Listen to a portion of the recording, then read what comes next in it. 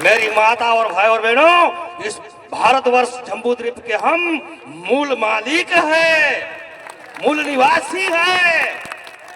मगर आज 2000 साल पहले हम इस देश के हुक्मरान थे, हमारे पुरखे चक्रवर्ती धर्म सम्राट थे, हम इस देश के मालिक थे।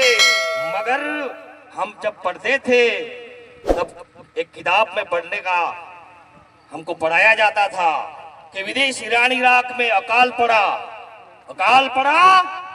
और कुछ भिखारी गरीब लोग हमारे राजा महाराजा के पास, हमारे धर्मगुरुओं के पास भिक्षाटन के लिए भीख मांगने आए थे कि हमारे देश में अकाल पड़ा है और हमें आप राज्यास्त्र दो। तो अब हमारे राजा महाराजे और हमारे धर्मगुरुओं ने मिलके एक निर्णय लिया कि ये विदेशी विधर्मी के लोगों के ऊपर विश्वास क्या किया जा सकता है। तो सोचा कि ये इसमें आतंकवादी, जातिवादी, मनुवादी लोग भी आ सकते हैं। तो हमारी सभ्यता और संस्कृति इतनी महान है कि हमारी चौखट पे कोई भिखारी अगर भीख मांगने याचना करे कि हमें अन्नदान दे दो, हमें भिक्षादान दे दो, हमें राज्याश्रय दे दो, तो हम उन गरीबों को निराश भी नहीं करते थे।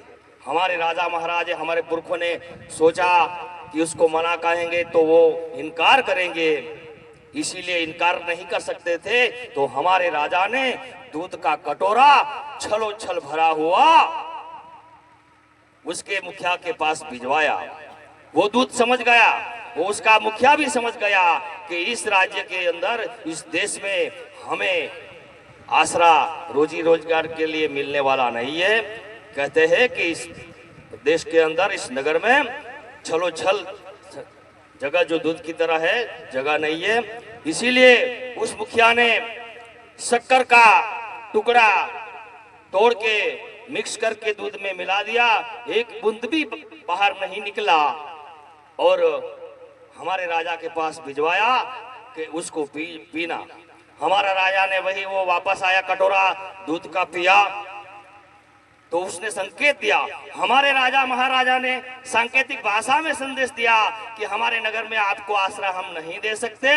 मगर उन लोगों ने भी सांकेतिक भाषा में दूध में शक्कर मिला के वापस भिजवाया कि जिस तरह दूध में शक्कर जो घुल मिल के हो जाती है और दूध का स्वाद बढ़िया मीठा हो जाता है, इस तरह हम सदाचार, मानवता और भाईचारा के साथ हम मिल जाएंगे। मगर भाई और बहनों, आप सोचो, शक्कर का टुकड़ा और फटकड़ी का टुकड़ा भी आपने देखा होगा, दोनों सेम है कि नहीं सेम? मगर ये जो विदेशी आतंकवादी, जातिवादी, आक्रमणकारी आर्य आतंकवादी की औलाद वो आई, वो फटकड़ी के टुकड़े की तरह आज हमारा राजपाट छीन लिया।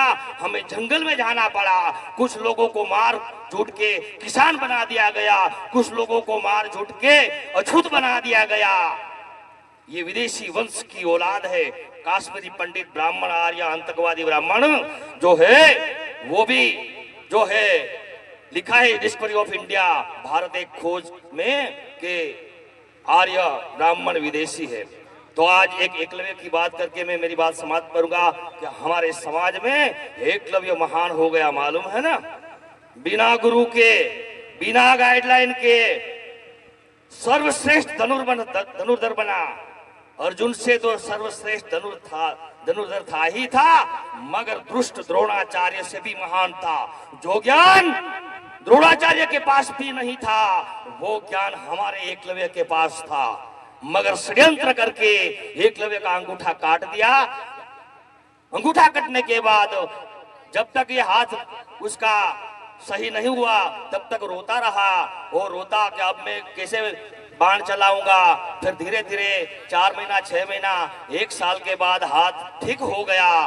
फिर उसके एकलव्य के पिताजी ने कहा, बेटा रो मत, केवल तेरा अंगूठा कटा है, हाथ नहीं कटा है। केवल तेरा अंगूठा कटा है, हाथ नहीं कटा है। केवल तेरा अंगूठा कटा है, हाथ नहीं कटा है। और ये 2 उंगली से तो इन उंगली से तीरंदाजी करके जब सर्वश्रेष्ठ दुष्ट द्रोणाचार्य से भी महान धनुर्धर बना।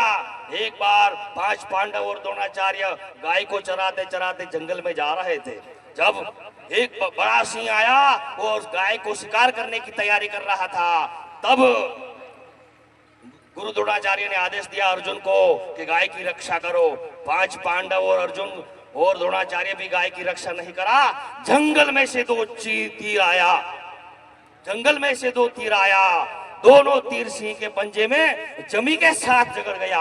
हमारे पास वो ताकत है कि राष्ट्र की एकता और अखंडता के खिलाफ हर कुत्ता भौंकने वाले कुत्ते का मुंह बंद करने वाले हम एकलव्य का तीर है।